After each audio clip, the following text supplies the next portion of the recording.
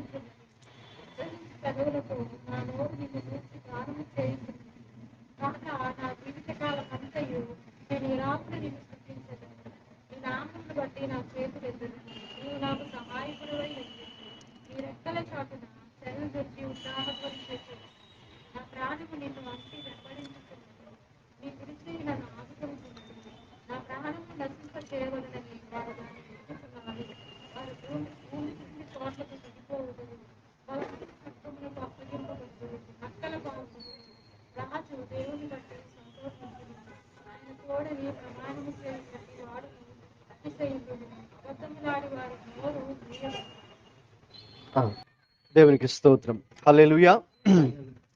మరి పరిశుద్ధాత్మ దేవుడు ఈ కీర్తన ద్వారా మనందరితో కూడా మాట్లాడును గాక. ఈ యొక్క కీర్తన మరి దావీదు ఏ పరిస్థితుల్లో వ్రాసాడో మనకు పైన చిన్న అక్షరాల్లో ఉంటుంది. అది నేను చదువుతాను. ఒకే ఒక లైన్లో ఉంది. దావీదు యూదా అరణ్యంలో నుండగా రచించిన కీర్తన అని వ్రాయబడింది. దావీదు తన జీవితంలో చాలా కష్టతరమైనటువంటి పరిస్థితుల్లో ఉన్నప్పుడు ఈ కీర్తన వ్రాశారు. ఆయన ఎక్కడున్నారంటండి? యూదా అరణ్యంలో ఉన్నప్పుడు ఆ యొక్క కీర్తన రాశారు. ఎందుకు అక్కడ వెళ్ళారు, ఏ పరిస్థితులు అతన్ని అక్కడ తీసుకుని వెళ్ళాయి అని మనం చూస్తే, ఆయన రాజు కదా, రాజుగా ఉండాల్సిన వ్యక్తి, రాజభవనంలో ప్యాలెస్లో ఉండాల్సిన వ్యక్తి ఎందుకు ఆయన అరణ్యంలోకి వెళ్ళిపోయారంటే, మరి తన సొంత కుమారుడే అబ్షాలోము అనే వ్యక్తి తన మీద తిరుగుబాటు చేశాడు.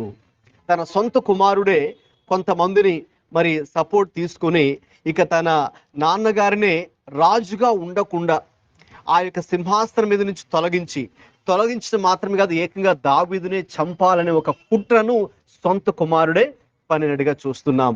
అయితే ఎప్పుడైతే దానికన్నా ముందు మనం వెళ్ళి చూస్తే, ఎప్పుడైతే మరి దావీదు మరి తన జీవితంలో మరి దేవునికి వ్యతిరేకంగా మరి నరహత్య, వ్యభిచారము, మోసము అనే పాపం చేశాడో, మరి అప్పటి నుంచి కూడా మరి తనను కొన్ని సమస్యలు వెంటాడుతూ వస్తున్నాయి. మరి అప్పటిదాకా చాలా విజయవంతంగా ఉన్నటువంటి రాజు మరి ఒక్కసారిగా మరి తన చేసిన పాపాన్ని బట్టి కొన్ని పర్యవసానాలు తను చాలా భయంకరంగా ఎదుర్కోవాల్సి వచ్చింది. ఏంటి ఆ భయంకరమైన పర్యవసానాలు అంటే, తన సొంత ఇంటి వారే తనకు వ్యతిరేకంగా తిరగడం మనం చూస్తూ ఉన్నాం. ఇక దావీదుకు వ్యతిరేకంగా దావీదు మనుషులు ఎవరైతే ఉన్నారో ఆయన సపోర్ట్ చేసేవారు ఆ రోజుల్లో, వీళ్ళందరినీ కూడా వీలైతే అవసరమైతే చంపి, లేదంటే వీళ్ళ ఎక్కడి నుంచి కూడా తీసివేసి, సింహాసనం ఎదురు నుంచి తీసివేసి, నేను ఆ సింహాసనాన్ని చేజిక్కించుకోవాలి, నేను రాజుగా ఇశ్రాయేలు దేశానికి అవ్వాలి అని తన కుమారుడు అబ్షాలోము చాలా భయంకరమైన కుట్ర అతడు పనినప్పుడు, మరి ఆ విషయాన్ని తెలుసుకొని రాజు అయినటువంటి దావీదు తెలుసుకొని ఇంకా ఒక్కసారిగా అతడు తన యొక్క గృహాన్ని విడిచిపెట్టి, రాజభవనాన్ని విడిచిపెట్టి, ఇక అతడు తన కొంతమందిని తీసుకొని అతడు పారిపోవడం అక్కడ నుంచి జరుగుతుంది. ఎందుకంటే అతడికి అర్థమవుతుంది, మరి నేను ఇక్కడే కనుక ఉంటే ఇంకా నా కుమారుడు నన్ను ఈ మనుషులందరి చేత నన్ను చంపివేయవచ్చేమో, ఇక నేను రాజుగా కోల్పోవాలి, నా ప్రాణాన్ని కూడా కోల్పోవాల్సి వస్తుందేమో అని అతడు ఆ భయంతో ఒక్కసారిగా ఆ ప్రాంతాన్ని, యెరూషలేమును విడిచిపెట్టి ఇక అతడు యూదా అరణ్యంలోకి, అడవిలోకి అతడు పారిపోవాల్సి వస్తుంది. ఆ అరణ్యం చాలా భయంకరమైనటువంటి ప్రాంతం. అక్కడ నీళ్లు లేవు, అది చాలా ఎండినటువంటి భూమి, చాలా అక్కడ ఎటువంటి పంటలు కూడా పండనటువంటి ఒక స్థలం, చాలా డ్రై ఏరియా. మరి అక్కడ చాలా భయంకరంగా కూడా ఉంటుంది. ఎందుకంటే ఎవరు జనాలు అక్కడ ఉండరు కాబట్టి అక్కడ చాలా భయం, అంటే ఎప్పుడు ఏది జరుగుతుందో తెలియని ఒక పరిస్థితి, ఒక అనిశ్చితి, ఒక భయం. తర్వాత అక్కడ అతడు ఒంటరి వాడుగా మిగిలిపోయాడు. చాలా లోన్లీగా అక్కడ అతడు ఉండిపోయాడు.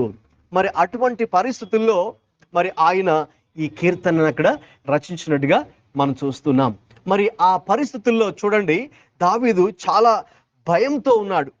చాలా, ఒక విధంగా చెప్పాలంటే ప్రాణ భయం ఉంది. మరి ఎప్పుడు తన యొక్క అబ్షాలోము లేకపోతే వారి మనుషులు వచ్చి మరి అతన్ని చంపివేస్తారో తెలియదు. ప్రాణ భయం ఉంది. అలాగే ఒంటరివాడిగా ఉన్నాడు. కాబట్టి ఆ ఒంటరితనంలో మరి అతడు చాలా బాధపడుతూ మరి ఆ పరిస్థితిలో అతడు అక్కడ ఉన్నప్పుడు గమనించండి, మరి దేవుడితో మరి అతడు ఒక్కసారిగా తన సహవాసాన్ని అతడు దేవుణ్ణి జ్ఞాపం చేసుకుంటూ చెబుతున్న మాటలు ఈ రోజున కొన్ని ధ్యానం చేద్దాం. మొట్టమొదటిగా చూడండి, మొదటి వచనంలో ఆయన చెప్తున్నారు, 63వ కీర్తన మొదటి వచనం చదవండి. దేవా నా దేవుడవు నీవే, వేకువనే నిన్ను వెదకుదును. గమనించండి, ఇక్కడ ఎప్పుడైతే దావీదు తన జీవితంలో ఇంకా ఒంటరివాడైపోయాడో, తన రాజ్యభవనాన్ని విడిచిపెట్టవలసి వచ్చిందో, తన కుటుంబీకులందరినీ విడిచిపెట్టవలసి వచ్చిందో, ఒక విధంగా చెప్పాలంటే కొన్ని భయంకరమైనటువంటి అవమానం గుండా వెళ్ళవలసి వచ్చింది దావీదు. తన సొంత కుమారుడే అబ్షాలోము తన మీదుగా తిరుగుబాటు చేయడము, అంత మాత్రం కాదు, ఇంకా చాలా భయంకరమైన సంఘటనలు తన ఇంటిలోనే చోటు చేసుకుని ఉన్నాయి. మరి ఆ యొక్క అవమానము, నింద మరి ఆ భరిస్తూ ఒక్కసారిగా యూదా అరణ్యంలోకి అతడు పారిపోవాల్సి వచ్చింది. అది నేను చెప్పినట్టుగా చాలా డ్రై ఏరియా. అక్కడ ఒక చెప్పాలంటే తాగడానికి కూడా మరి నీళ్ళు అక్కడ దొరకవు. అటువంటి డ్రై ఏరియాలో ఇప్పుడు అతడు ఉన్నాడు. తన ఆ ఏరియా ఎలాగైతే డ్రైగా ఉందో, తన యొక్క జీవితం కూడా చాలా డ్రైగా మారిపోయింది. తన జీవితము, తన యొక్క మనస్సు, తన హృదయం కూడా చాలా డ్రైగా మారిపోయింది. అక్కడ ఎవరు పలకరించడానికి కూడా ఎవరు లేరు. ఒక్కడిగా ఉండిపోయాడు. ఆ ఒక్కడిగా, ఆ ఒంటరితనంలో, ఆ లోన్లీగా ఫీల్ అవుతూ, భయంతో, అలాగే ఇన్సెక్యూర్గా ఫీల్ అవుతూ, మరి ఎప్పుడు ఏది జరుగుతుందో తెలియని ఒక పరిస్థితి, తన భవిష్యత్తు అనేది ఒక పెద్ద క్వశ్చన్ మార్క్ అతనికి మిగిలిపోయింది. వాస్తవంగా మరి మనం ఈ యొక్క నూతన సంవత్సరంలో ప్రారంభంలో ఉన్నాం. జనవరి నెలలో ఇది 2వ వారంలో ఉన్నాం. అయితే మన ముందు మనకు ఎదురైన కొన్ని పరిస్థితులు ఒక పెద్ద క్వశ్చన్ మార్క్ మరి మన ముందు కనిపించవచ్చేమో. మరి ఈ పరిస్థితి ఏంటి? ఈ పరిస్థితి పరిష్కారం ఏంటి? దీనికి పరిష్కారం ఏంటి? దీనికి పరిష్కారం దొరుకుతుంది అనుకున్నాను, కానీ దొరకలేదు. దొరకకపోగా ఇంకా ఆ సమస్య ఇంకా తీవ్ర స్థాయికి చేరుకుంటూ ఉంది దావీదు జీవితంలో. మనం కూడా ఈ యొక్క సంవత్సర ప్రారంభంలోనే ఒక మరి ఆలోచన మనం కూడా కలిగి ఉండొచ్చు. మరి నేను అనుకున్నాను ఈ సమస్యకు ఫుల్ స్టాప్ పడుతుంది అనుకుంటే, లేదు కదా, ఫుల్ స్టాప్ పడకపోగా అది ఇంకా పెద్ద ప్రశ్నగానే మారుతూ ఉంది అని కొన్ని పరిస్థితులు మన జీవితాల్లో కూడా ఆ యొక్క ప్రశ్నార్థకంగా కనిపిస్తున్న పరిస్థితుల్లో ఈ రోజున మనం ఉండవచ్చు. ఇక్కడ కూర్చుని ఉన్నా కూడా, దేవుణ్ణి ఆరాధిస్తూ ఉన్నా కూడా కొన్నిసార్లు మన మనసు ఎలా ఉంటుందంటే, కొన్నిసార్లు ప్రాక్టికల్గా ఆలోచిస్తే పాటలు ఏదైతే పాడుతూ ఉంటాం కదండి, చప్పట్లు కొడుతూ ఉంటాం. అయితే కొన్నిసార్లు మన మైండ్ ఎక్కడ ఉండొచ్చు. లేకపోతే కొన్నిసార్లు ఇంకా ఎలాగుంటే, కొన్నిసార్లు మనకు ఎక్కువ ప్రెషర్స్ ఉన్నాయనుకోండి కదండి, సో దాని మీదే మన మనసు ఉంటుంది. మనకున్న ప్రాబ్లం మీదే మనకి మనసు వెళ్తుంది. కాబట్టి ఒక వ్యక్తి అన్నాడు, ఈ రోజుల్లో మరి ఈనాటి ప్రపంచాన్ని ఒక మాటలో డిస్క్రైబ్ చేయాలి అంటే, ఈనాటి ప్రపంచంలో ప్రజలు వెళ్తున్న పరిస్థితులు ఒక మాటలో చెప్పాలంటే ఒక వర్డ్ ఉంది. అదే ఏంటంటే ప్రెషర్స్ అంట. ఏంటండి? ప్రెషర్స్. ప్లెజర్స్ కాదు, ప్రెషర్స్. PRE అంటే ఒత్తిళ్ళు కదండి.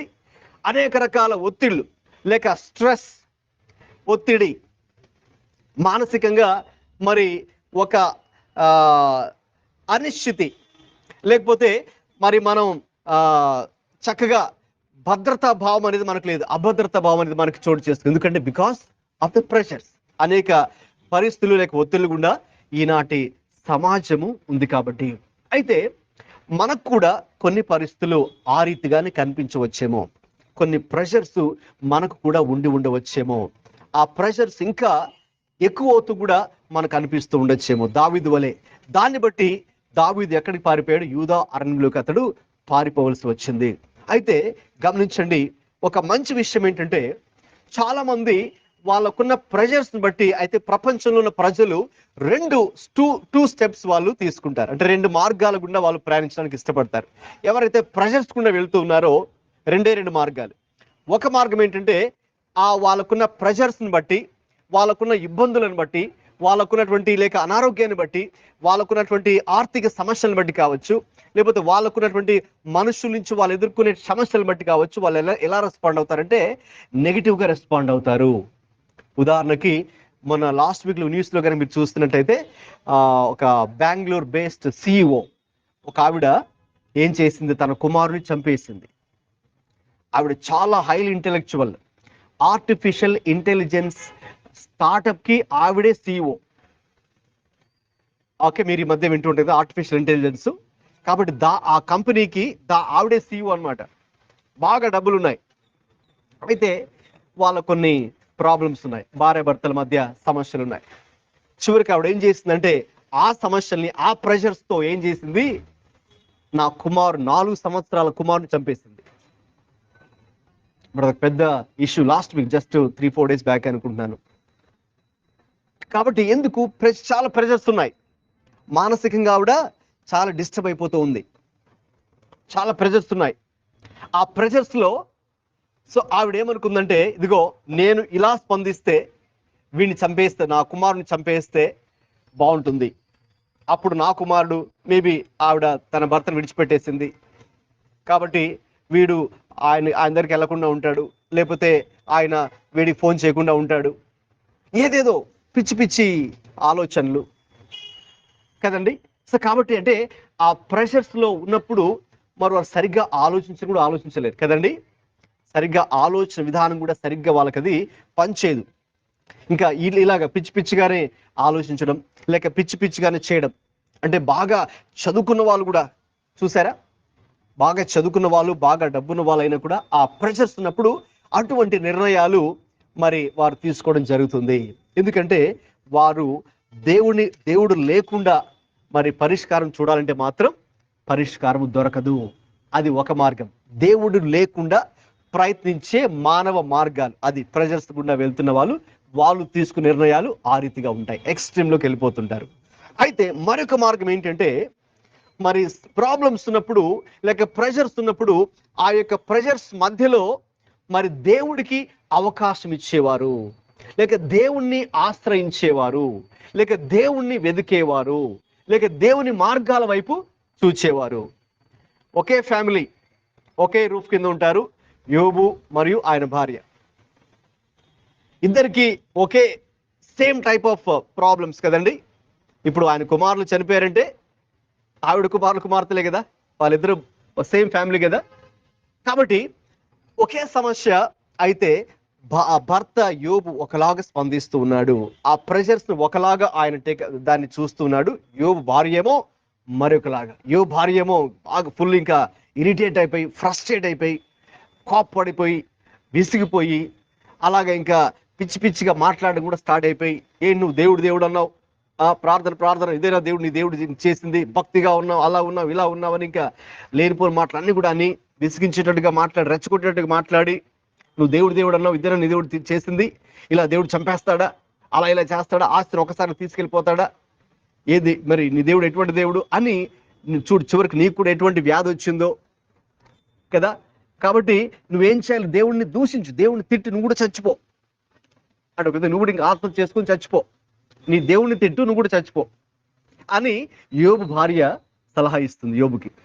అయితే ఆ మాటల ద్వారా యోబు ఏమాత్రం కూడా ఇరిటేట్ అవ్వకుండా, లేకపోతే వినేసి ఇంకా రెచ్చిపోయి, ఏమనుకున్నా నా గురించి అలాగా ఇలాగని ఆయన ఇంకా రెచ్చిపోయి ఏమీ చేయలేదు. ఆవిడేమో ఆ యొక్క సమస్యలు ఒక యాంగిల్లో చూస్తుంది, యోబేమో మరొక యాంగిల్లో చూస్తాడు. ఆయన ఏమన్నాడు, దేవుడే ఇచ్చాడు, దేవుడే తీసుకుని వెళ్ళాడు, దేవుని నామానికి మహిమ కలుగును గాక అని ఆయన నోటి మాట ద్వారా కూడా ఆయన పాపము చేయలేదు అని 2 సార్లు రాయబడి ఉందండి. అక్కడ యోబు 1లో ఉంది, 2వ అధ్యాయంలో కూడా ఉందన్నమాట. నోటి మాట చేతనైనను, చాలా ఆశ్చర్యాన్ని కలిగించే విషయం. ఎందుకంటే మామూలుగా మనం మాటల్లో ఏదోటి అనేస్తూ ఉంటాం కదండి. దేవుడు మాకు అన్యాయం చేశాడండి. మరి ఒక ఫ్యామిలీని మేము విజిట్ చేసాం రీసెంట్గా. మరి వాళ్ళ కూతురు మరి యాక్సిడెంట్లో చనిపోయింది. కాబట్టి వాళ్ళు ఇంకా అంటే దగ్గర సంవత్సరం కావస్తున్నా కూడా వాళ్ళు ఇంకా ఆ బాధలో ఉన్నారు. మరి చెప్పాలంటే మరి ఆవిడ ఏమంటుందంటే, దేవుడు మాకు అన్యాయం చేశాడు. దేవుడు మాకు అన్యాయం చేశాడు. వాళ్ళకున్న ప్రెషర్ ఆ రీతిగా ఉంది. యోబు కుటుంబాన్ని తీసుకున్నప్పుడు యోబు భార్య అలాగే స్పందించింది. దేవుడు అన్యాయం చేశాడు, దేవుడు అలా చేశాడు, ఇలా చేశాడు. అయితే యోబు మాత్రం, కాబట్టి దేవుడు మనకిచ్చినప్పుడు మనం దేవుడిని అడిగాము, ఎందుకు ఇచ్చావని అడుగు. కాబట్టి తీసుకెళ్ళేటప్పుడు కూడా ఎందుకు తీసుకెళ్తున్నావు మరి అడగడానికి మనకి అర్హత ఉందా, అధికారం ఉందా? లేదు. కాబట్టి ఆయన ఇచ్చాడు, ఆయన తీసుకుని వెళ్ళాడు, ఆయనకే మహిమ కలుగునుగా. కానీ ఈ విషయాలన్నింటిలో కూడా మాటలో కూడా ఆయన పాపము చేయలేదు అని ఉంది. కాబట్టి గమనించండి, అటువంటి ప్రెషర్ గుండా మరి దావీదు చాలా ప్రెషర్స్ అనేవి ఇప్పుడు ఒకటి తర్వాత ఒకటి అతనికి పైలప్ అవుతున్నాయి. అలాగా ఆ ప్రెషర్స్ మధ్యలో అతడు స్పందించిన విధానం చాలా అద్భుతంగా ఉంది. అయితే మనం కూడా ఈ రోజున ఎలాగనగా స్పందించగలిగితే నిజంగా ఈ యొక్క సంవత్సరం అంతట్లో కూడా మరి మనం చక్కగా మరి దేవుణ్ణి వెదికేవారుగా ఉంటూ దేవుడి నుంచి ఆయన ఆశీర్వాదాన్ని పొందుకునే వారుగా ఎలా ఉంటామో ఈరోజు మనం చూద్దాం. ఈ యొక్క 63వ కీర్తనను ఆధారం చేసుకొని మరి నేను చెప్పినట్టుగా 2 విధాలుగా ప్రజలు స్పందిస్తూ ఉంటారు. వారు ఇటువంటి ప్రెషర్స్, ఒత్తిళ్ల గుండా వెళ్ళినప్పుడు ఒకరేమో దేవుణ్ణి విడిచిపెట్టి దేవుణ్ణి కాదనకుండా మరి దేవుణ్ణి తన వాక్యాన్ని ప్రక్కన పెట్టేసి వాళ్ళ సొంత ఆలోచనలుగా ఆలోచిస్తూ నిర్ణయాలు తీసుకునే ఒక గుంపు ఉంది. మరొక గుంపేమో మరి వాళ్ళకు వచ్చినటువంటి ఆ యొక్క ప్రెషర్స్ మధ్యలో దేవుడి వైపు చూసేవారు, దేవుణ్ణి ధ్యానించేవారు, దేవుణ్ణి వెదికేవారు, దేవునికి మొరపెట్టేవారు, దేవుడికి ప్రార్థించేవారు, దేవుడికి అవకాశం ఇచ్చేవారు. అసలు ఎందుకు ఇది ఇలా జరిగిందో దేవుడి సన్నిధిలో వేచి ఉందాం, కనిపెట్టుకుని ఉందాం, దేవుణ్ణి అడుగుదాం, ఆయనతో పరిష్కారం ఉంది కదా అని దేవుడికి అవకాశం ఇచ్చేవారు. తొందరపడకుండా ఆ మాట ఈ మాట అనకుండా వారు మౌనముగా దేవునికి అవకాశం ఇచ్చి కనిపెట్టేవారు ఉన్నారు. వారిలో ఒక వ్యక్తి మరి దావీదుగా మనం ఇక్కడ చూస్తూ ఉన్నాం. ఈ 63వ కీర్తన మొదటి భాగంలోనే ఆయన చెప్తున్నారు. అయితే ఈ యొక్క 63వ కీర్తన అంతా కూడా ఒక పాటగా కూడా ఉందండి. మీరు మామూలుగా ఈ పాటని మీరు తర్వాత వినండి, ఆ టైప్ మీరు చేసి చూడండి, దేవా నా దేవుడు నీవే అని టైప్ చేసి చూడండి. ఒక పాట కూడా చాలా పాత పాట, బాగుంది. సో ఇదంతా ఒక వాస్తవం చెప్పాలంటే కీర్తన అనేది పాటే కదండి, సాంగ్. సో కాబట్టి ఈ పాట ఎంటైర్ సాంగ్ ఉంది. మేబీ ఆ లిరిక్స్ ఎగ్జాక్ట్లీ ఇలా ఉండకపోవచ్చు, కానీ ఇందులో ఉన్న మెయిన్ కంటెంటే ఆ సాంగ్ లో ఉంటుందన్నమాట. దావీదు మరి చెప్తున్నాడు కదా, దేవా నా దేవుడవు నీవే, వేకువనే నిన్ను నేను వెదుకుదును. ఎప్పుడైతే ఇటువంటి యూదా అరణ్యంలోకి వెళ్ళిపోయాడో, చాలా బలవంతంగా వెళ్ళాల్సి వచ్చిందో, ఒంటరి వాడుగా ఎవరికి కనబడకుండా ఆ యొక్క డ్రై ఏరియాకు, ఆ డెజర్ట్ లోకి వెళ్ళిపోయాడో దావీదు, ఇక అక్కడ చాలా భయంకరమైన పరిస్థితి ఉంది. అయితే ఆ పరిస్థితుల్లో ఒక్కసారిగా ఇతడు మొట్టమొదటిగా ఎవరిని జ్ఞాపకం చేసుకున్నారండి? అబ్షాలోమును కాదు, తనని తరుముతో వస్తున్నటువంటి అబ్షాలోము కాదు, ఆయన సైన్యాన్ని కాదు, లేకపోతే ఇంకొకరు కాదు, కానీ దేవుణ్ణే ఇతడు జ్ఞాపకం చేసుకున్నాడు. దావీదులో ఉన్న మంచి లక్షణం ఏంటంటే, దేవుడే దావీదుకి ఇచ్చిన సాక్ష్యం ఏంటంటే, ఇతడు నా హృదయానుసారుడు, ఇతడు నా చిత్తానుసారుడు. David is a man after my own heart కదండి.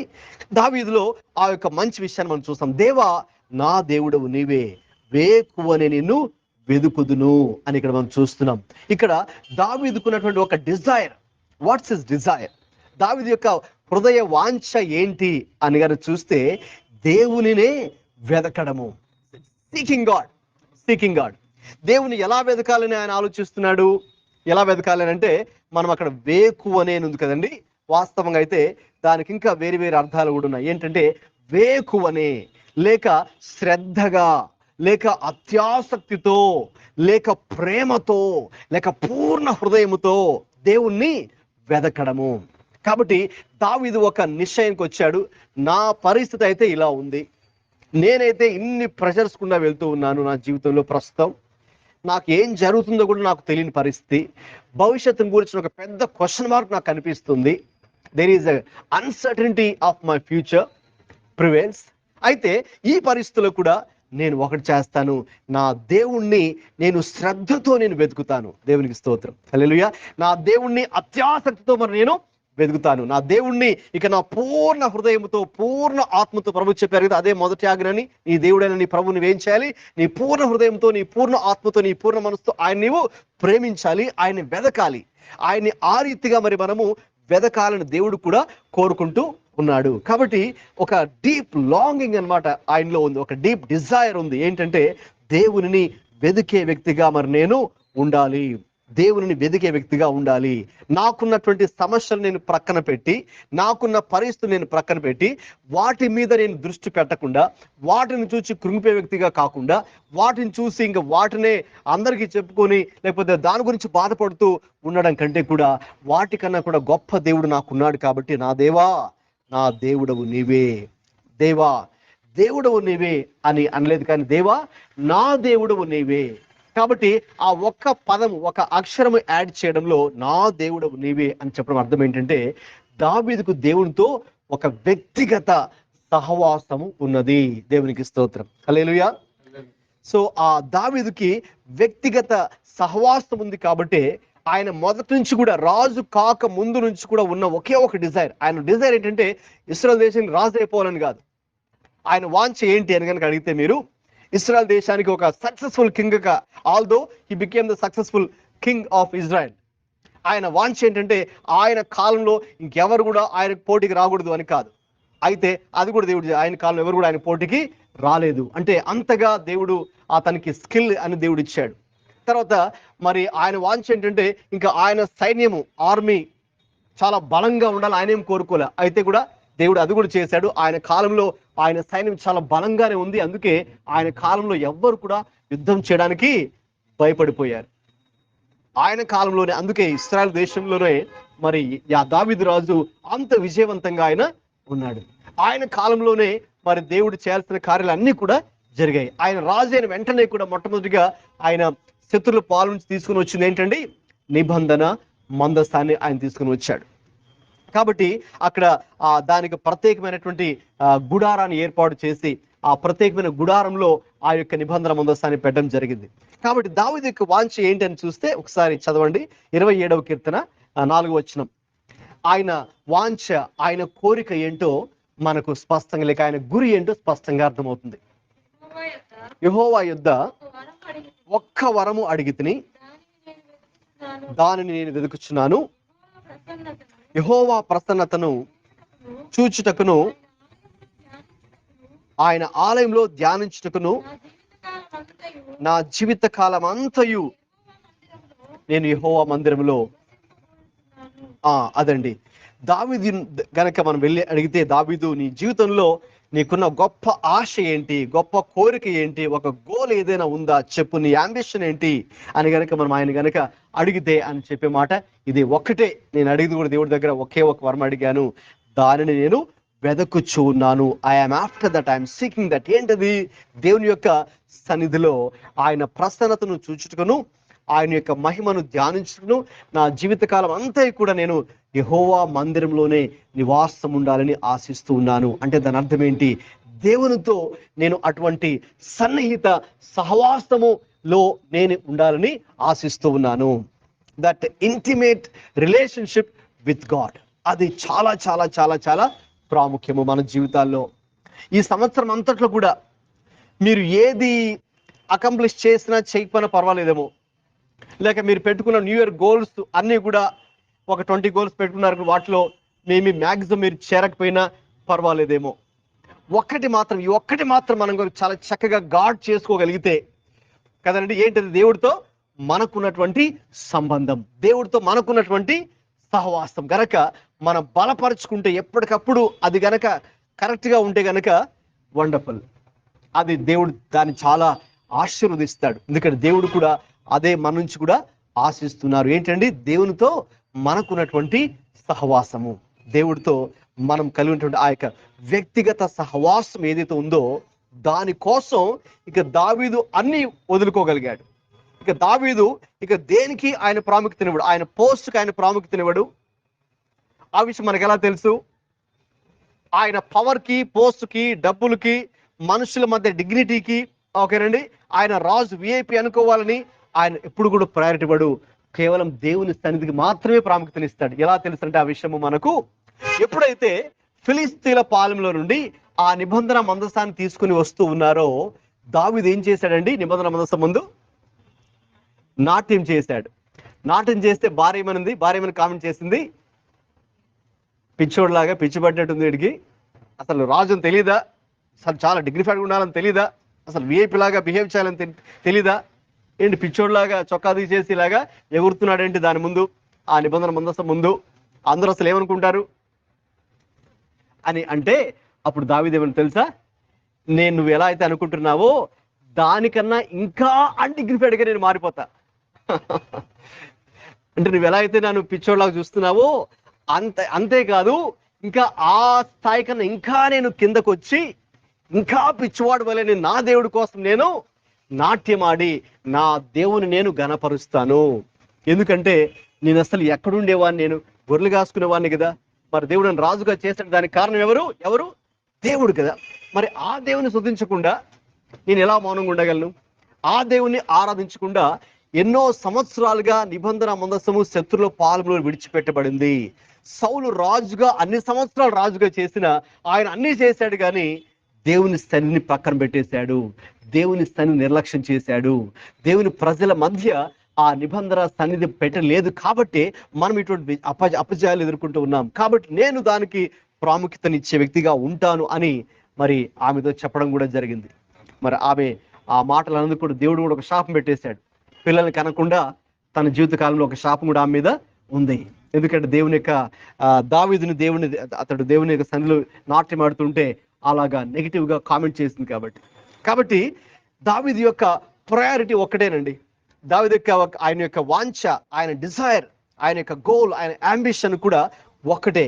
మన ఈ సంవత్సరంలో ఇంకా మనం ప్రారంభంలోనే ఈ మొదటి నెలలోనే ఇంకా ఉన్నాం కాబట్టి మన యొక్క ప్రయారిటీస్ని కూడా మరి మనం గనక సెటరేట్ చేసుకోగలిగితే నా యొక్క ప్రాధాన్యత కూడా నా జీవితంలో ఈ సంవత్సరంలో కూడా దేవుని సన్నిధిని నేను వెదికే వ్యక్తిగా ఉండాలి.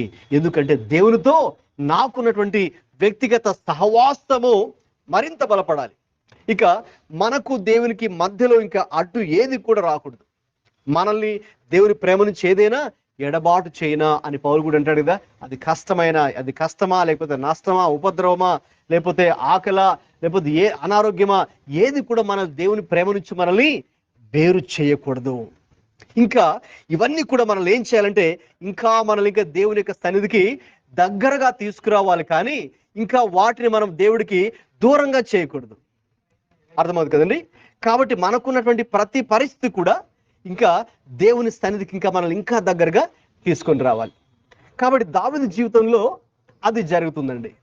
దావీదు జీవితంలో ఆయనకు అంత ప్రెషర్స్ ఉండి కూడా, ఆ యొక్క ఒత్తిళ్ల మధ్యలో కూడా మరి ఆయన దేవుణ్ణి ఆ రీతిగా దేవునితో నేను ఆ యొక్క వ్యక్తిగత సంబంధాన్ని నేను కలిగి ఉండాలి. కాబట్టి హీఈస్ ఆఫ్టర్ సీకింగ్ గాడ్. దేవునికి స్తోత్రం. కాబట్టి అది ఈ రోజున మనం దృష్టిలో ఉంచుకోగలిగితే దేవుడు అదే కోరుతున్నాడు. ఎలా దేవుణ్ణి ఆయన వెదకాలని ఆశిస్తున్నారంటే, దేవా నా దేవుడవు నీవే, వేకువనే నిన్ను వెదకుదును. వేకువనే అనగా దినం యొక్క ప్రారంభపు గడియల్లో. What does that mean? దాని అర్థం ఏంటంటే, అతడు అక్షరాల అది మనం తీసుకున్న ఆ దినములో మొదటి ప్రాధాన్యత ఎవరికి ఇవ్వాలనుకుంటున్నారండి? దేవుడికి ఇవ్వాలనుకుంటున్నారు. అంత మాత్రమే కాదు, ఆ మొదటిగా ఆ అర్లీ అవర్స్ లో దేవుని స్తుతించాలనుకుంటున్నారంటే దాని అర్థం ఏంటంటే, దేవునికి ఒక గొప్ప ప్రాధాన్యత జీవితంలో ఇవ్వాలని. అంటే అంత శ్రద్ధ దేవుడి పట్ల అతడు కలిగి ఉన్నాడు. అంత ఆసక్తి, శ్రద్ధ, అంత ఆనెస్ట్ గా దేవుడు అతడు వెదకాలి అనే ఆశ కలిగి ఉన్నాడు. కాబట్టి ఈ రోజున మనం ఒక తీర్మానం తీసుకుందాం. ప్రభువా, నా పరిస్థితులు ఎలా ఉన్నా సరే, లేకపోతే నా ముందు కొన్ని క్వశ్చన్ మార్క్స్ ఉన్నా సరే, నా జీవితంలో జరుగుతున్న కొన్ని పరిస్థితులు బట్టి, లేకపోతే ఈ నూతన సంవత్సరంలో కూడా 2024 కూడా పరిస్థితులు కొన్ని ప్రశ్నార్థకంగా మారే పరిస్థితులు కూడా నాకు రావచ్చు. అయితే I want make sure one thing, ఒకటి మాత్రం నేను ఖచ్చితంగా అది నేను నిలుపుకోవాలనుకున్నాను. మీతో నేను కలిగి ఉన్నటువంటి ఈ సహవాసం, మీతో కలిగి ఉన్నటువంటి ఈ యొక్క సహవాసము ఇక నన్ను మిమ్మల్ని ఇంకా దగ్గరగా తీసుకుని రావాలి, కానీ నన్ను ఇంకా వెనక్కి తీసుకుని వెళ్ళేదిగా ఏ పరిస్థితి ఉండకూడదు. మనుషుల మాటలు, లేకపోతే నాకు వచ్చిన అనారోగ్యమో, మనకు వచ్చిన ఆర్థిక సమస్యలో, మన బంధువుల నుంచి, లేదా మనం పనిచేసే స్థలాలు ఎదుర్కొనే ప్రెషర్స్తో ఏదైనా కావచ్చు, ఇవి మనల్ని దేవుని యొద్ద నుంచి దూరంగా తీసుకువెళ్ళేవిగా ఉండకూడదు. ఎందుకైతే ఇప్పుడే మీకు స్టార్టింగ్ లో చెప్పాను, యోబు భార్య గురించి చెబుతూ, అవైతే ఆమెను ఏం చేశాయండి, దేవుని యొద్ద నుంచి దూరంగా తీసుకుని వెళ్ళాయి. అయితే అదే పరిస్థితులు యోబుని దేవుడికి మరింత దగ్గర చేశాయి. కాబట్టి దేవుడు చివరిలో, అఫ్కోర్స్ ఇదంతా కూడా దేవుడు మరి ఆయన పరీక్షిస్తున్నాడు, తన విశ్వాసాన్ని పరీక్షిస్తున్నాడు కదండి. చివరిలో ఏం చేశాడు దేవుడు, ఇంకా రెండంతల ఆశీర్వాదం ఉంది. ఏం జరుగుతుందంటే, నీవు కనుక దేవుడికి అంటి పెట్టుకొని ఉన్నట్లయితే నీకు జరిగేది ఏంటి అంటే, రెండంతల ఆశీర్వాదం దేవుడు మనకు అనుగ్రహిస్తాడు. దేవునికి స్తోత్రం, హల్లెలూయా. దేవునికి నీవు అంత సన్నిహితంగా ఉండే వ్యక్తివైతే, సన్నిహితంగా ఉండాలి అని గనక ఆయనకి ప్రాధాన్యత ఇవ్వగలిగితే, ఇక దేనికి కాకుండా దేవుని యొక్క ఆశీర్వాదాన్ని, దేవుని హస్తాన్ని, దేవుని కృపను తప్పకుండా మన జీవితాల్లో కూడా మనం పొందుకోగలం. దావీదు జీవితంలో కూడా అదే జరిగింది. ఆయనైతే ఒంటరితనంలో ఉన్నాడు, అవమానాన్ని ఎదుర్కొన్నాడు, తన రాజ్యాన్ని విడిచిపెట్టి పారిపోవాల్సి వచ్చింది, అరణ్యంలో అతడు తలదాచుకోవాల్సి వచ్చింది.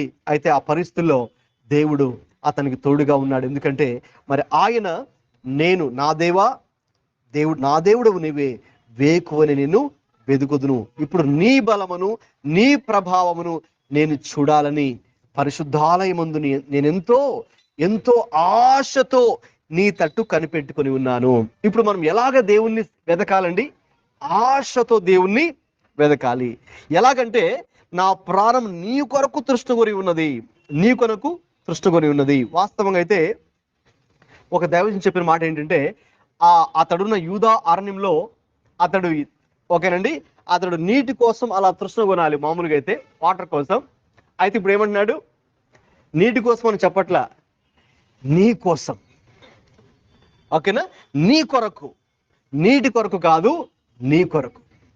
ఓకే, న్యాచురల్ గా తనకు కలగవలసినటువంటి ఆ యొక్క థర్స్ట్, ఆ యొక్క దాహం ఏదైతే ఉందో, అది న్యాచురల్ గా కంటే కూడా, ఓకేనండి, దీనికి కలగవలసిన తృష్ణ కంటే కూడా దేనికి కలుగుతుందంట? దేవుని కొరకు.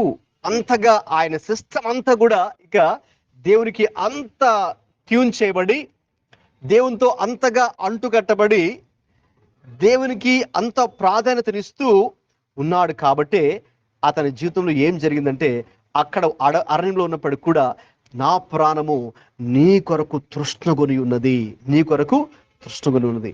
నీ మీది ఆశ చేత నిన్ను చూడవల్లని నా శరీరము కృషించుచున్నది. దేనికండి? ఆయన మీద ఆశ చేతంట, ఆయన్ని చూడవల్లని నా శరీరము కృషించున్నది. ఇంకా చెప్పాలంటే నెక్స్ట్ 3వ వచనం వాక్యం చదవండి, చాలా అద్భుతమైన మాట. 3వ వచనం,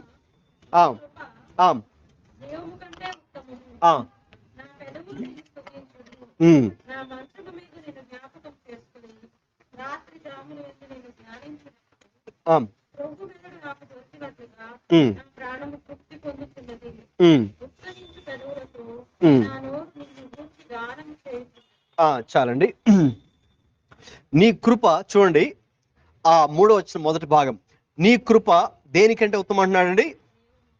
జీవము కంటే ఉత్తమం. అంటే దేవా, నీ కృప నా లైఫ్ కంటే ఉత్తమం. నీ కృప, నేను ఏది కలిగి ఉన్నానో దానికంటే నీ కృప చాలా గొప్పది అనగా, చూడండి, అంటే ఇతని మనస్సులో, ఇతని హృదయంలో దేవునికి ఎంత స్థానం ఉన్నదో, దేవుని కృపకి ఎంత స్థానం ఇచ్చాడో, దేవుని సన్నిధికి ఎంత ప్రాధాన్యత ఇచ్చాడో మనకు అర్థమవుతుంది. అందుకే మరొక కీర్తనలు కూడా మనం చూసినప్పుడు మనకు అర్థమవుతుంది, మరి ఇదిగో మనం దేవుని సన్నిధికి వెళ్దాము అని చెప్పినప్పుడు అతడు ఎంతో సంతోషించాడంట. ఆయన స్నేహితులు, అక్కడున్న ప్రజలు, రండి మనం ఈరోజు దేవుని సన్నిధికి వెళ్దాము అంటే, ఎందుకంటే ఇక్కడ ఈయన ఇంతగా తృష్ణ కొనిచ్చినాడు తెలుసండి, ఈయన దేవుని యొక్క ఆలయానికి దూరంగా ఉన్నాడు. ఇప్పుడు రాజ్యం ఒక్కటే కాదు, కేవలము గమనించండి, తన రాజ్యం పోయింది, అధికారం పోయింది, సింహాసనం పోయింది, అందుకు బాధపడుతున్నాడా? కాదు. ఎందుకంటే అవి పోయినా ఎందుకంటే దావీదుకి అది అవసరం లేదు. ఆయనకి ఏది ప్రాముఖ్యం అంటే దేవుని సన్నిధి కూడా, అంటే దేవాలయానికి వెళ్ళే అవకాశం కూడా ఇప్పుడు ఆయనకి లేదు. యెరూషలేము లేడు కదండి, యెరూషలేము నుంచి ఇప్పుడు బయటికి అరణ్యంలో ఉన్నాడు. కాబట్టి దేవుని సన్నిధికి వెళ్ళడానికి కూడా అక్కడ అవకాశం లేదు. అతనితో కలిసి ఆరాధించే వాళ్ళు ఇతర పరిశుద్ధులు ఎవరు లేరు, అతని స్నేహితులు ఎవరు లేరు. కాబట్టి అక్కడ ఒంటరి వాడుగా, అయ్యో నాకు ఇప్పుడు అది దేవుని యొక్క సన్నిధిని కూడా మరి నేను కోల్పోతే ఎలాగా అనే బాధతోనే ఇంకా ఆయన అంటున్నాడు కదా, దేవా నీ మీది ఆశ చేత నిన్ను చూడవల్లని నా శరీరము కృషించుచున్నది. చూడండి, ఇక్కడ తన ఆత్మ అనే మాట ఉపయోగించాలి. మామూలుగా అయితే మన ఆత్మలాగా దేవుని కొరకు ఎదురు చూస్తుంది, అక్కడ తన శరీరం ఏమో ఆకలి లేకపోతే దప్పిల కొరకు ఎదురు చూడాలి. అయితే తన శరీరం కూడా దేవుని కోసమే ఎదురు చూస్తూ ఉందంట. అంటే తన ప్రాణము, ఆత్మ, శరీరం ఈ మూడు కూడా కదండి. ఈ శరీరం మామూలుగా ఏంటంటే మనం ఈ శరీరము ఈ ఫిజికల్ డిజైర్స్ కోసం ఇది ఎదురు చూస్తుంటది అనమాట. ఈ శరీరానికి కొన్ని కోరికలు తీర్చుకోవడం కోసం ఈ శరీరం ఎదురు చూస్తుంటది. It will be longing for కదండి. అయితే దావీదు యొక్క ప్రాణము, ఆత్మ మరియు శరీరము మూడు కూడా ఎవరి కోసమండి? దేవుని కోసము. నీ కోసము నా ప్రాణము లేక నా శరీరము నా ఆత్మ అన్నీ కూడా నీ మీది ఆశ చేత నిన్ను చూడాలని నా శరీరము క్రోషించుచున్నది. ఎందుకంటే నీ కృప జీవము కంటే ఉత్తమము, అందుకే నా పెదవులు నిన్నే స్తుతిస్తూ ఉన్నాయి. కాబట్టి నా మంచము మీద కూడా రాత్రిపూట కూడా నిన్ను జ్ఞాపకం చేసుకొని రాత్రి జాముల యందు కూడా నిన్ను ధ్యానించినప్పుడు, అనగా రాత్రి వాస్తవంగా 3 జాములుగా అది డివైడ్ చేయడం జరిగింది. ఆ 3 జాముల యందు కూడా దావీదంట దేవుణ్ణి ధ్యానిస్తున్నాడు. క్రొవ్వు మెదడు నాకు దొరికినట్లుగా నా ప్రాణము తృప్తి పొందుచున్నది. ఉత్సహించు పెదవులతో నా నోరు నిన్ను గూర్చి గానము చేయుచున్నది. కాగా నా జీవిత కాలం అంతయు నేను ఇలాగున నిన్ను స్తుతించదను. మనం చదువుకున్నాం కదా 27వ కీర్తన 4లో, నా జీవిత కాలం అంతయు అక్కడ కూడా అన్నాడు. నా జీవిత కాలం అంత చిరకాలం కూడా నేను యెహోవా మందిరంలో నివసింపగోరుచున్నాను అన్నాడు. ఇక్కడ కూడా నా జీవిత కాలం అంతయును నేను ఇలాగున నిన్ను స్తుతించదును అని గమనించండి. మొట్టమొదటిగా ఆయన యొక్క డిజైర్ ఏంటి అంటే దేవుని యొక్క సన్నిధిని వెదకడము, ఆసక్తితో అతడు వెదకడము, శ్రద్ధతో వెదకడము, పూర్ణ ఆత్మతో పూర్ణ మనస్సుతో, ప్రాణము దేహము ఆత్మతో మరి దేవుణ్ణి ఆ రీతిగా ఎవరైతే వెదుకుతారో తప్పకుండా అలా వెదికేవారు ఆయన్ని కనుగొంటారు. దేవునికి స్తోత్రం, హల్లెలూయా. ఈ రోజున ఒక ప్రశ్న కూడా ఏంటంటే మన దేవుణ్ణి ఆ రీతిగా వెదికే మరి ఆశ మనలో ఉందా? Do you have the desire to seek the lord? అంత శ్రద్ధగా, అంత ఆసక్తిగా, అంత ఆనెస్ట్గా, అంత ఆర్డెంట్గా, అంత డెలిజెంట్గా, వేకువనే దినం యొక్క మొదటి గడియలలోనే, లేక మన జీవితంలో మొదటి స్థానాన్ని ప్రభుకి ఇచ్చేటటువంటి అంత మరి దేవుణ్ణి వెదికేటంత ఆశ మనలో ఉందా? అది మనం ఈ రోజున ప్రశ్నించుకోవాలి. ఒకవేళ అంతగా అది లేనట్లయితే, లేక తక్కువగా ఉంటే, ఈ రోజున మనం దేవుని యొక్క సహాయాన్ని అడగాలి. ప్రభువా మరి నాకు మిమ్మల్ని ఇంకా వెదికే కృప నాకు దయచేయండి. ఆసక్తితో శ్రద్ధతో మిమ్మల్ని నేను వెదికే వ్యక్తిగా ఉండాలి. నాకున్న పరిస్థితుల మీద నేను దృష్టి పెట్టే వ్యక్తిగా కాకుండా ప్రభువా మిమ్మల్ని నేను ఆ రీతికి వెదికే వ్యక్తిగా నేను ఉండాలని ప్రభుని అడిగితే తప్పకుండా ఈరోజు ప్రభు మనకు సహాయం చేసి మన జీవితాల్లో కూడా దావీదు ఆ రీతిగా అరణ్యంలో ఉన్నప్పుడు కూడా దేవుడి మీద ఆశ పెట్టుకొని అతడు దేవుని వెదికే వ్యక్తిగా ఉన్నారు. దేవునికి వాక్యం సెలవిస్తుంది, మనం ఆయన్ని ఆ రీతిగా గనక పూర్ణ హృదయముతో మనం వెతికితే దేవుడిని మరి మనము కనుగొంటాము. Yes, you will find God, you will see God, you will hear God. మరి మన జీవితాల్లో మనం వెతకాలి తప్ప, ఓకేనండి, ఆయన తప్పకుండా మనకు కనబడే రీతిగా ఆయన మనకు ప్రత్యక్షపరుచుకుంటాడు. దేవునికి స్తోత్రం, హల్లెలూయా. రెండు విషయాన్ని చూద్దాం. అది దావీదు యొక్క ఆశ, డిజైర్ ఏంటి అంటే దేవుని యొక్క సన్నిధిని అలా వెతకడము, తద్వారా దేవునితో తనకున్న వ్యక్తిగత సంబంధాన్ని బలపరుచుకోవాలన్న ఆశ దావీదు కలిగి ఉన్నాడు. రెండవదిగా మరి అతడు దేని యందు సంతోషిస్తూ ఉన్నాడు, వాట్ ఈస్ హిస్ డిలైట్ అని కనుక చూస్తే తన సంతోషం ఎందులో ఉంది? 3 నుంచి 8 వాక్యాలు ఇదివరకే మనం చదువుకుని ఉన్నాం. అది కూడా చూస్తే 6లో ఉంటుంది, నా జీవిత కాలం అంతయు నేను ఇలాగున నిన్ను స్తుతించెదను. ఆ ఆ ఆ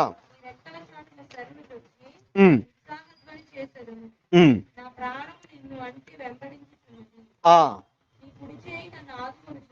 ఆ చాలండి. గమనించండి, దావీదు జీవితంలో ఆయనకు సంతోషాన్ని ఇచ్చేది ఏంటి, ఆయన డిజైర్ ఏంటో చూస్తే ఇప్పుడు ఆయన డిలైట్ ఏంటో చూద్దాం. ఆయన దేన్ని బట్టి సంతోషించే వ్యక్తిగా ఉన్నాడు, దేన్ని బట్టి ఆనందించే వ్యక్తిగా ఉన్నాడు, దేని యందు అతిశయించే వ్యక్తిగా ఉన్నాడు, దేన్ని బట్టి ఇదిగో నేను అని దాన్ని మాట్లాడే వ్యక్తిగా ఉన్నారని చూస్తే అది కూడా దేవునిని బట్టే. దేవునికి స్తోత్రం, హల్లెలూయా. అందుకేదండి, నీ నామమును బట్టి నీ రెక్కల చాటున నీవు నాకు సహాయుడై ఉంటివి, నీ కృప అని ప్రతి వచనంలో కూడా దావీదు దేవునిని బట్టే అతిశయిస్తున్నట్టుగా మనం చూస్తున్నాం. దేవునికి స్తోత్రం. దేవునిని బట్టే అతడు ఆనందిస్తున్నట్టుగా మనం చూస్తున్నాం. దేవునిని బట్టే తన జీవితం అంతా కూడా మరి ఆ రీతిగా దేవుడి మీద ఆధారపడినట్టుగా మనం చూస్తూ ఉన్నాం. కాబట్టి అతడు చెప్తున్నాడుగా ఇక 8వ వచనంలో, నా ప్రాణము నిన్ను అంటి వెంబడించుచున్నది. దేవునికి స్తోత్రం, హల్లెలూయా. ఈ సంవత్సరం అంతా మనం ఏ రీతిగా ఉండాలంటే, మన ప్రాణము దేవునిని అంటి వెంబడించాలి. దేవునికి స్తోత్రం. అంటే అంతగా మరి మనము దేవునికి సన్నిహితంగా రావాలనేటువంటి ఒక వాంఛ, ఒక ఆశ, ఒక సమర్పణ మనందరిలో కలగాలి. దేవునికి స్తోత్రం, హల్లెలూయా. ఎప్పుడైతే ఒక వ్యక్తి దేవుని యందే తన యొక్క ఆనందాన్ని, అతిశయాన్ని కలిగి ఉంటాడో నిజంగా వారు దేవుని దృష్టిలో ధన్యులు. దేవునికి స్తోత్రం, హల్లెలూయా. దేవుణ్ణి బట్టే ఒక వ్యక్తి మరి ఏదైనా కూడా ఆనందించాలన్నా, అతిశయించాలన్నా దేవుణ్ణి బట్టే కై ఉండాలి. దేవునికి వాక్యం ఉంది కదండి, ఆయనను దేవుడిగా గల జనులు ఎవరండి? ధన్యులు. కాబట్టి మన ధన్యత లేకపోతే మన గొప్పతనం దేన్ని బట్టి అంటే మన దేవుణ్ణి బట్టి. కాబట్టి అంటే మనము ఇక్కడ గొప్పవాళ్ళు కాదు, మనలో ఉన్నవాడు. అది యోహాను పత్రికలో రాబడింది కదండి, లోకంలో ఉన్నవాడి కంటే మనలో ఉన్నవాడు గొప్పవాడు. కాబట్టి మనము మన దేవుణ్ణి బట్టి మరి మనము అందుకే పౌలు అంటాడు, నేను ఒకవేళ ఏదైనా అతిశయించాలి అంటే ప్రభువుని బట్టి మాత్రమే. ఒకసారి ఆ మాట చూద్దాము. 1 కొరింథీ పత్రిక 1వ అధ్యాయము 31వ వచనం చదవండి. అతిశయించువాడు ప్రభువునందే అతిశయింపవలెను. అవునండి. కాబట్టి మరి మనము దేనిని బట్టి అతిశయించాలి అని చూస్తే, అసలు ఈ మాట చెప్పిన వ్యక్తే మొదట్లో అయితే అతడు దేవుని బట్టి అతిశయించలేదు, వేరే వాటిని బట్టి అతిశయించాడు కదండి. దేని బట్టి అతిశయించాడో ఫిలిప్పీ పత్రిక 3వ అధ్యాయము 5వ వచనంలో చెప్పాడు. ఆయన ప్రభు చేత దర్శించబడినంత వరకు కూడా దేన్ని బట్టి అతిశయించారంటే ఫిలిప్పీ పత్రిక 3:5 నుంచి ఉంటుంది. సున్నతి పొందాడు 8th డే అని అతిశయించాడు. తర్వాత ఇశ్రాయేలు వంశంలో పుట్టాడని అతిశయించాడు. అది కూడా బెన్యామీను గోత్రంలో పుట్టాడని అతిశయించాడు. హెబ్రీయుడనై అంటే వారు, అతడు ఒక దేవుని యొక్క ధర్మశాస్త్రం విషయంలో చాలా నిష్ఠగా ఉండే గుంపు అనమాట. అది దాన్ని బట్టి అతిశయించాడు.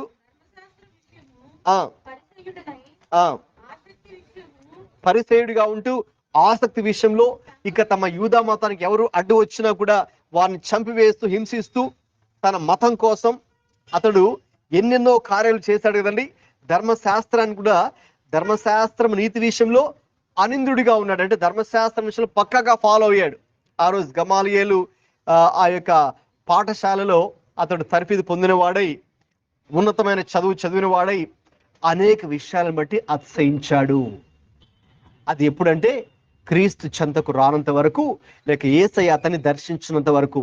ఎప్పుడైతే ఇక దమస్కు మార్గంలో దేవుడు అతన్ని దర్శించాడో ఏం జరిగిందండి, ఇక ఆ రోజు నుంచి అతడు ఇక చివరికి రోమా చక్రవర్తి ద్వారా శిరచ్ఛేదనం చేయబడి చనిపోయేంత వరకు కూడా ఇక ఒక్క విషయాన్ని బట్టి అతిశయించాడు. మిగతావన్నీ ఎలా చూశాడంటే వాటిని నష్టంగా ఎంచుకున్నాడు. ఇంకా స్పష్టం ఏమంటే పెంటతో సమానంగా చూశాడు అన్నిటిని కూడా. ఈ లోక సంబంధంగా ప్రజలు ఏవైతే అతిశయిస్తూ ఉంటారో, దాన్ని బట్టి దీన్ని బట్టి గొప్పగా చెప్పుకుంటూ ఉంటారో, మాట్లాడుకుంటూ ఉంటారో, అవి పౌలుకి అది నష్టంగా ఎంచుకున్నాడు. ఒకవైపు, మరొక వైపు పెంటతో సమానంగా చూశాడు. ఇప్పుడు ఏదయ్యా అతనికి అతిశయం అంటే ఒకటే, ప్రభువే. దేవునికి స్తోత్రం, హల్లెలూయా. ఇక అతడు ప్రభువును బట్టే, ఇంకా స్పష్టంగా చెప్పాలంటే ఇంకొక మాట మీకు చూపిస్తాను. గలతీ పత్రిక ఒకసారి రండి. గలతీ పత్రిక చివరి అధ్యాయము 14వ వచనం. అయితే ప్రభు అయిన యేసుక్రీస్తు సిలువ యందు తప్ప దేని యందును అతిశయించను అంటున్నాడండి. ఇక దేవుణ్ణి బట్టి, ప్రభు అయినటువంటి యేసుక్రీస్తు యొక్క సిలువను బట్టి, దాన్ని తప్ప ఇంక నేను కూడా దేన్ని కూడా అతిశయించను అని ఆయన అంటూ ఉన్నారు. అంటే చూడండి, ప్రభువు ఆ వ్యక్తికి అతిశయంగా ఎలా మారాడు. తన జీవితంలో నెంబర్ 1 ప్లేస్లోకి దేవుడు ఎలాగా వెళ్ళిపోయాడు. జీవితంలో ప్రథమ స్థానం, మొదటి ప్రాధాన్యత అసలు ఎలా ఇవ్వగలిగాడు తన జీవితంలో, మనం ఆలోచిస్తే నిజంగా అది అద్భుతం. కాబట్టి దేవుడు ఏం చేస్తారు, ఎప్పుడైతే ఇక దేవుణ్ణి బట్టి అతడు అతిశయించడం, దేవుని బట్టి ఆనందించడం, దేవుడికి మొదటి స్థానం ప్రారంభించాడో, మరి మనం చూస్తాం దేవుడు ఏ రీతిగా పౌలుని అద్భుతంగా వాడుకున్నాడో మనం చూడగలం. తర్వాత మరి తిరిగి 63వ కీర్తనకు వస్తే, దావీదు జీవితంలో కూడా దేవుడు ఏ రీతిగా, దావీదు కూడా దేవుణ్ణి బట్టి అతడు అతిశయిస్తూ, దేవుని బట్టి ఆనందిస్తూ, దేవుని యొక్క కార్యాలను బట్టి, దేవుని హస్తాన్ని బట్టి అతడు అతిశయిస్తూ, ఇంకా దేవా నా ప్రాణము నిన్ను అంటి వెంబడించున్నది అంటే దేవుణ్ణి అంటి పెట్టుకొని మరి వెంబడించే జీవితము ఈ సంవత్సరంలో మనందరూ కూడా కావాలని మనము ప్రార్థన చేద్దాం. ఏ జీవితం అండి? దేవుణ్ణి అంటి పెట్టుకొని వెంబడించే జీవితం. అదేనండి, అప్పుడే మన అతిశయము లేక మన ఆనందము మన దేవునిలోనే. ఇక ఇదే కీర్తనలో మనం చూస్తే చివరిగా ఈ విషయాన్ని మీతో పంచుకొని ప్రార్థనలోకి వెళ్దాం. అదేంటంటే ఆయన యొక్క డెడికేషన్ ఎలా ఉందో ఇప్పుడు చూద్దాం. 9 నుంచి 11 వచనాలు చదవండి.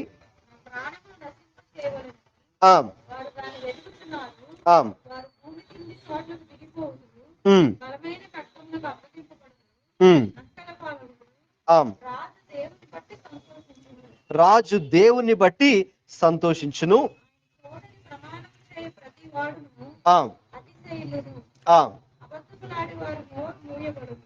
గమనించండి, దావీదు తన జీవితంలో మరి మొట్టమొదటిగా నేను చెప్పిన విషయం ఏంటంటే, ఆయన యొక్క డిజైర్, ఆయన యొక్క వాంఛ ఏంటి? ఆయన ఏంటంటే దేవుణ్ణే వెదకాలి. ఎలా వెదకాలని? ఆయన అత్యాసక్తితో, లేకపోతే శ్రద్ధగా, లేక వేకువనే వెదకాలని ఆయన నిశ్చయించుకున్నాడు. రెండవదిగా ఆయన సంతోషమైన డిలైట్ ఎందులో ఉంది అంటే ప్రభువులోనే ఉన్నది. ఇక చివరిగా ఆయన డెడికేషన్ ఏంటంటే, ఒక దాని కొరకు లేక 2 విషయాల కొరకు తన జీవితాన్ని ఆయన ప్రతిష్ఠించుకుంటూ ఉన్నాడు. He is dedicating his life for these 2 things. ఏంటి ఆ 2 విషయాలు అంటే, మొట్టమొదటిది మరి 3-4 వచనాలు కూడా మనం ముందే చదువుకున్నాము. అందులో మనకు కనిపించే విషయం ఏంటంటే, దేవుణ్ణి ఆరాధించుట కొరకు. ఏంటంటే దేవుణ్ణి ఆరాధించుట కొరకు తనను తాను ఇప్పుడు దేవునికి సమర్పించుకుంటూ ఉన్నాడు. అందుకే ఆయన అన్నాడు కదా, దేవా ఇక నీవు రాత్రి జాములు ఎందుకు కూడా నా పెదవులు నిన్నే స్తుతించునన్నాడు 3లో. ఇక 4లో నా మంచం మీద కూడా నిన్ను జ్ఞాపకం చేసుకొని రాత్రి జాములు యందు నిన్ను ధ్యానించుకుంటూ ఉంటాను. కాబట్టి నా ప్రాణము దానిని బట్టి తృప్తి పొందుచూ ఉన్నది. కాబట్టి దేవుణ్ణి ఆరాధించడానికి తనను తాను డెడికేట్ చేసుకున్నారు. కాబట్టి ఈ సంవత్సరం అంతట్లో కూడా మరి మనం కూడా దేవుణ్ణి ఏం చేయడానికి అండి? ఆరాధన చేయడానికి, వర్షిప్ చేయడానికి మరి మనల్ని మనము డెడికేట్ చేసుకోవాలి. ఎప్పుడు మనం డెడికేట్ చేసుకోగలుగుతామంటే, ఆయన గొప్పతనాన్ని ఒక వ్యక్తి ఎరిగినప్పుడు మాత్రమే. దేవునికి స్తోత్రం, హల్లెలూయా. ఆయన ప్రేమను అనుభవించినప్పుడు మాత్రమే, ఆయన యొక్క కృపను పొందుకున్న ప్రతి ఒక్క వ్యక్తి కూడా దేవుణ్ణి ఆరాధించకుండా ఉండలేరు. ఆయన మేలు పొందుకున్న ప్రతి ఒక్క వ్యక్తి కూడా ఆయన్ని ఆరాధించకుండా ఉండలేరు. ఆయన మార్గాలను గ్రహించిన ప్రతి వ్యక్తి కూడా దేవుణ్ణి ఆరాధించకుండా ఉండలేరు. ఆయనతో వ్యక్తిగత సహవాసం కలిగిన ప్రతి వ్యక్తి కూడా దేవుణ్ణి ఆరాధించకుండా మరి మౌనంగా వారు ఉండలేరు. మరి ఆయన యొక్క మరి శక్తిని ఎరిగిన వారు తప్పకుండా దే వర్షిప్ ద లార్డ్ కదండి. అబ్రహాము మరి ఇస్సాకుని ఆ బలిపీఠం మీద పెట్టి మరి అతన్ని అర్పించడానికి అక్కడ వెళ్ళినప్పుడు అతడు ఏం చేశాడు? దేవుణ్ణి ఆరాధించి వస్తాను అని కింద ఉన్న వాళ్ళకి చెప్పడం, తన సేవకులు చెప్పడం మనం జరిగింది. దేవుణ్ణి ఆరాధించడం అంటే దేవుణ్ణి అన్ని పరిస్థితుల్లో మరి మనం ఆరాధించగలుగుతాం. అతనికి చాలా కష్టం కదండి, తన సొంత కుమారుని ఇస్సాకుని బలిగా అర్పించడం. అది చాలా చాలా కష్టం. మనం ఏదో దాన్ని అలాగా చదివేస్తాం కానీ అయితే తనకు ఎందుకంటే లేక ఆ వృద్ధాప్య దశలో కలిగినటువంటి ఆ ఇస్సాకుని మరి దేవుడు ఒక మాట చెప్పితే మాట్లాడకుండా, దేవుడిని క్వశ్చన్ చేయకుండా, ఏంటి ప్రభు ఇలా చేస్తావు, ఇలా చేసావు నన్ను అని ఏమాత్రం అడగకుండా, ప్రభా మరి ఇలా ఇది మంచిది కాదు కదా, లేకపోతే అది ఇది మనకి ఎన్నో ఆలోచనలు ఉంటాయి. అయితే తనకు కూడా ఆలోచనలు ఉంటాయి. అయితే అవి కూడా తావు ఇవ్వకుండా దేవుడు చెప్పాడు కాబట్టి నేను ఇంకా అతన్ని ఆరాధించడానికి నేను ఏదైనా చేస్తాను అనే ఒక ఆలోచన కలిగి అతడు చేసిన పని ఏంటంటే ఆరాధనే. మరి దేవుడు ఆ ఆరాధనను అంగీకరించాడు. దేవునికి స్తోత్రం, హల్లెలూయా. ఆ మోరియా పర్వతం మీద దేవుడు చెప్పిన మాటను వినుట ద్వారా కూడా దేవుని అతడు ఆరాధించినట్టుగా చూస్తూ ఉన్నాం. కాబట్టి దావీదు తన జీవితంలో 2 పనులు చేయడానికి తనను తాను డెడికేట్ చేసుకుంటున్నారు. ఒకటి దేవుణ్ణి ఆరాధించడం, వర్షిప్ అనేది మనం చూస్తాం. రెండవదిగా ఇదే అధ్యాయంలో మరి మనము 11లో చూసినప్పుడు రాజు దేవుణ్ణి బట్టి సంతోషించును. కాబట్టి రాజు దేవుని బట్టి సంతోషిస్తాడు కాబట్టి ఇక ఆ రాజు దేవుణ్ణి సేవిస్తాడు. కాబట్టి ఒకటి వర్షిప్, రెండోది సర్వీస్. అంటే ఒకటి దేవుణ్ణి ఆరాధించడానికి తనను తాను అతడు నిశ్చయించుకుంటున్నాడు. రెండోదిగా దేవుణ్ణి సేవించడానికి లేక ఆయన సేవ చేయడానికి మరి ఆయన తన జీవితాన్ని ఆ యొక్క యూదా అరణ్యములో ఆ రోజు ఆ ఎడారిలో చుట్టూ భయంకరమైన పరిస్థితి, ఎవరూ లేరు, చాలా డ్రైగా ఉంది. మరి అతడు భీతితో ప్రాణ భయంతో అక్కడ ఒంటరివాడిగా ఉన్నాడు.